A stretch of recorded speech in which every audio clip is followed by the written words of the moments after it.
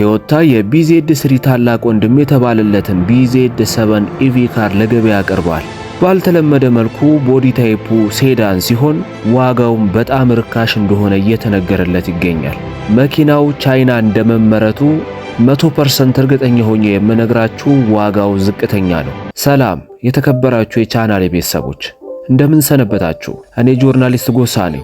ዛሬ ትናንት ለገበያ ስለቀረበው አዲስ BZ7 መኪና ላውጋችሁ እዚህ ተገኝቻለሁ። ይህንን ፕሮግራም ስትከታተሉ ከናንተ የሚጠበቀው ነገር ላይክ እና ሰብስክራይብ ማድረግ ብቻ ነው። ነገሩ እንደገመትነው ነው። ቶዮታ የኤሌክትሪክ መኪና ፕሮዳክሽን ላይ ወጥሮ እየሰራ ነው። ከዚህ በፊት በሰራውላችሁ መረጃ መሰረት SUV ቶዮታ BZ3X የተባለ መኪና እንዳመረተ ነግሬያችሁ ነበር። በሚደንቅ ሁኔታ መኪናው ወደ ኢትዮጵያ ጉዞ ጀምሯል ወይም ተጭኗል። በቅርቡ ኢትዮጵያ ታገኙታላችሁ። ይህንንም ስላችሁ ደስ እያለኝ ነው። የዛሬው መኪና በጣም አስደናቂ የሚባል መኪና ነው። ቶዮታ BZ7 አሁንም ቢሆን 100% እርግጠኛ ሆኜ የምነግራችሁ ይህም መኪና በአጭር ጊዜ ውስጥ ኢትዮጵያ ውስጥ ይገባል። ምክንያቱም ቻይና መኪናውን ሪባጅ አድርጋ እስከሰራችሁ ድረስ የቻይና መኪና ደግሞ በጣም አፎርደብሎች ናቸው። ስለዚህ በቅርብ ቀን አዲስ አበባ መሃል ጠብቁት። ይገርማል።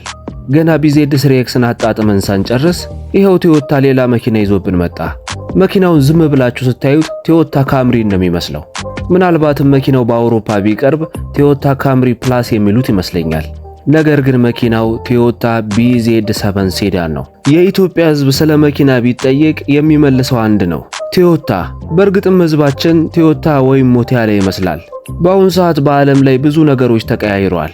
የኢትዮጵያ ሕዝብ ግን ለቶዮታ ያለው ፍቅር አሁን ድረስ አልተቀየረም። አሁን ድረስ ከ70% በላይ መኪና በኢትዮጵያ ውስጥ ቶዮታ ነው።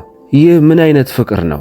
በእርግጥም የኢትዮጵያን መልክዓ ምድር ከቶዮታ በስተቀር ማን ሊቋቋመው ይችላል? እውነቴን ነው ምላችሁ፣ ማን ሊቋቋመው ይችላል? ምናልባት ቶዮታ ባይኖር እኮ የኢትዮጵያ ሕዝብ በሙሉ ትራክተርና እስካቫተር ይነዳ ነበር።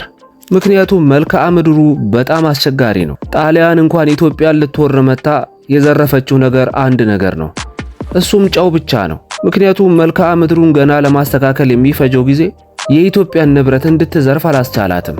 በእርግጥም መልክዓ ምድራችን ለሌሎች መኪኖች ቀላል የሚባል አይደለም። እውነቴን እኮ ነው። ቶዮታ ባይኖር የኢትዮጵያ ሕዝብ በሙሉ ትራክተርና ኤክስካቫተር ይነዳ ነበር። የእውነት ቶዮታ ያስቀመሰን ጥንካሬ፣ ዕድሜ፣ ብቃት መቼም ከህሊናችን አይጠፋም። ቶዮታ ሆይ እንወድሃለን። ምንም እንኳን ቶዮታ BZ7 የተሰኘውን መኪና በ2024 በኮንሰፕት ደረጃ ለህዝብ ይፋ ቢያደርግም አንድ ዓመት ባልሞላ ጊዜ ውስጥ መኪናው እውን ሆኖ ለገበያ ይቀርባል ብሎ የገመተ ግን አልነበረም። በእርግጥም የመኪናውን ኢንዱስትሪ በደንብ አድርጌ ስለምከታተል አስታውሳለሁ።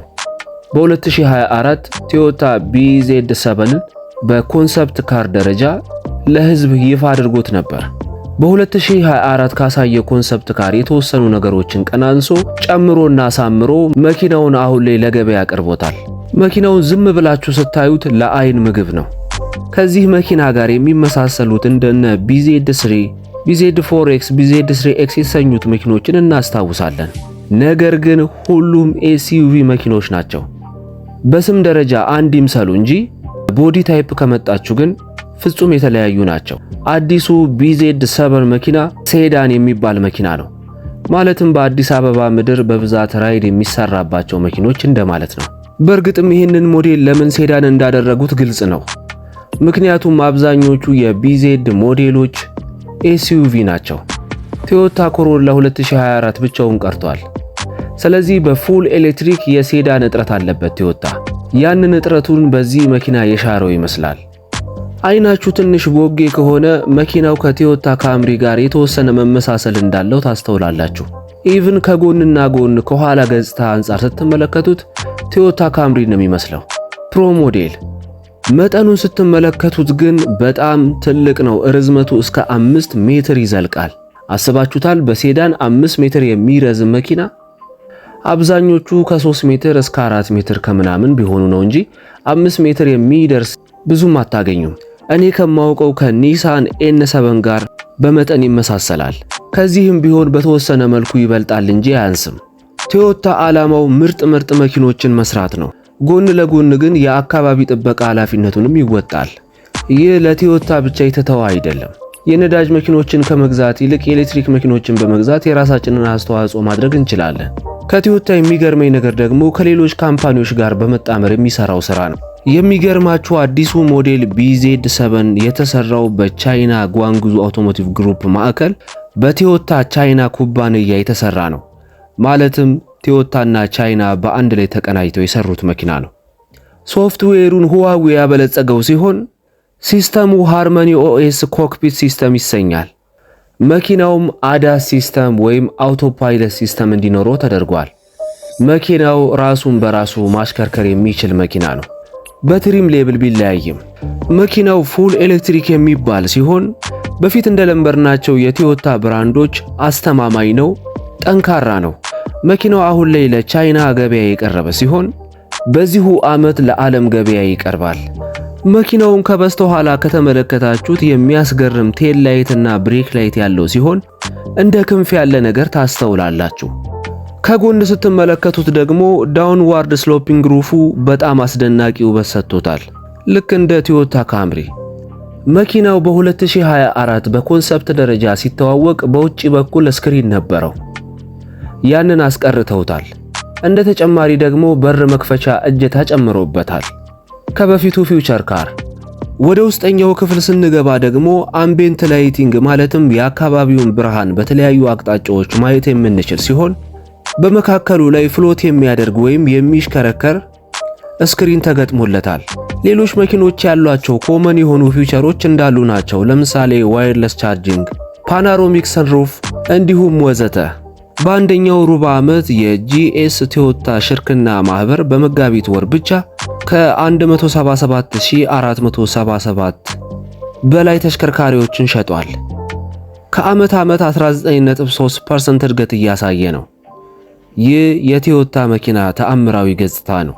የተከበራችሁ የቻናሌ ቤተሰቦች መኪናው አዲስ እንደመሆኑ እስካሁን የሰጧችሁ መረጃ ቀጥታ ከዛው ከቻይና የወጣውን መረጃ ነው በስክሪኑ ላይ ቅድም እንዳሳያችሁ። ስለ ባትሪው፣ ስለ ፊቸሩ፣ ስለ ትሪም ሌብሉና አጠቃላይ ስለ ስፔሲፊኬሽኑ አዲስ ነገር ሲወጣ ፕሮግራም የምሰራላችሁ ነው የሚሆነው።